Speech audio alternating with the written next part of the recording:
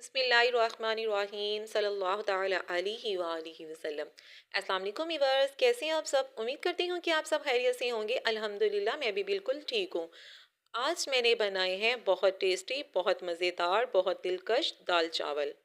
बहुत इजी दाल चावल की रेसिपी है, झटपट तैयार होने वाली आज मैंने बनाई है। दाल एक डिफरेंट तरीके से मैं लेके आई हूँ दाल की रेसिपी।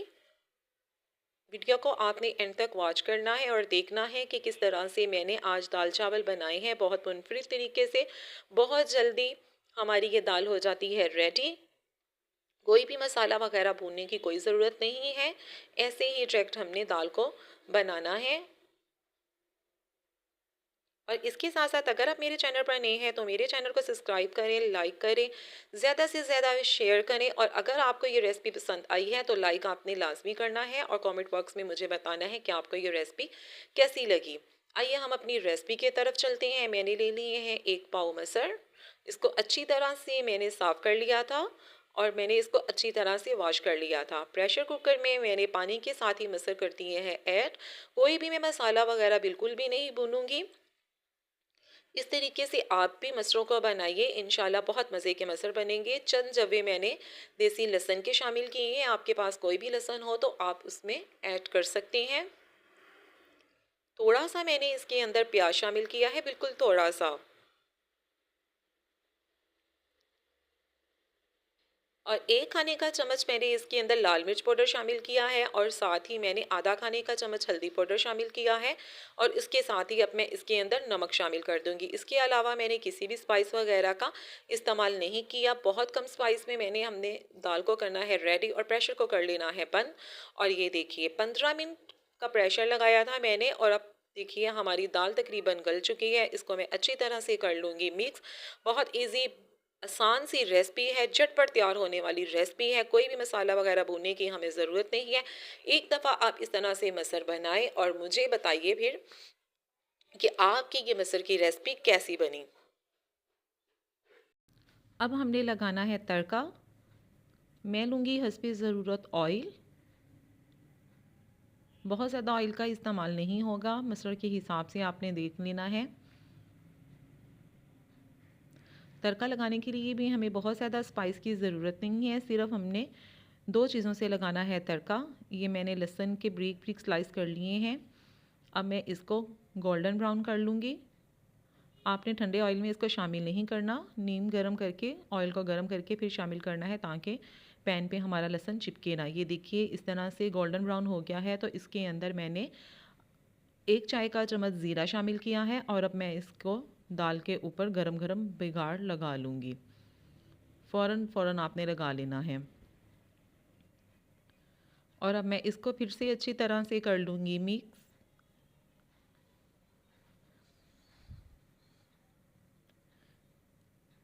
ये देखिए यहाँ पे आप हरा धनिया भी शामिल कर सकते हैं, मेरे पास अवेलेबल नहीं था।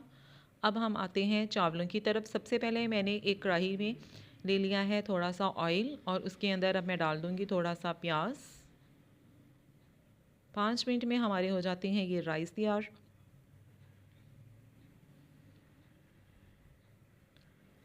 अब हम इसको गोल्डन ब्राउन कर लेंगे।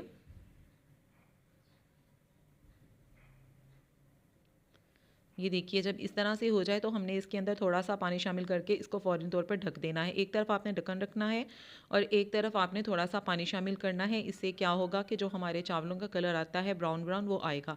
अगर आप इसके ऊपर कवर नहीं करेंगे तो हमारे चावलों का कलर नहीं आएगा। और अब जितने मेरे चावल थे मैंने उसी हिसाब से पानी शामिल कर दिया है और इसके अंदर मैंने नमक शामिल कर दिया है।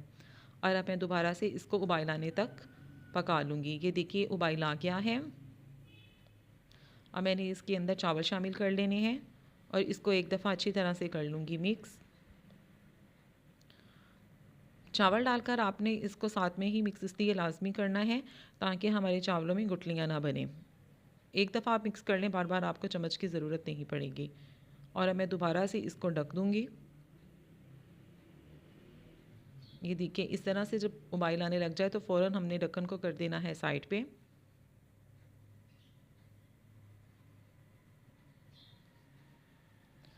वीडियो अगर आपको अच्छी लग रही है तो लाइक लाजमी करते जाइए। یہ دیکھیے پانی ہو گیا ہے اب خشک. بہت زیادہ ہم نے پانی کو خشک نہیں کرنا بلکہ اس طرح آپ دیکھ رہے ہیں کہ تھوڑا تھوڑا پانی ہے. تو میں دوبارہ سے اس کو لگا دوں گی اب دم پہ. 5 سے 10 منٹ ہم نے لگانا ہے دم پہ.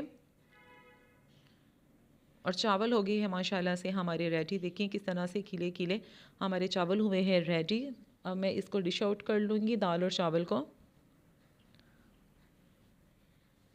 اور ساتھ میں نے بنائی تھی سلاد.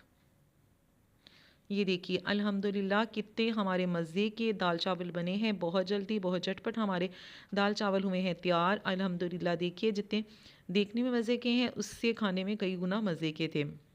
جس طرح سے میں نے چاول کی ریسپی آپ کو بتائی ہے اس طرح سے آپ چاول بنائیں. آپ کے چاول بہت مزے کے اور کھلے کھلے چاول بنیں گے. اوکے جی اللہ حافظ. دعاؤں میں یاد رکھیے گا. ریسپی کو ضرور ٹرائی کریے گا.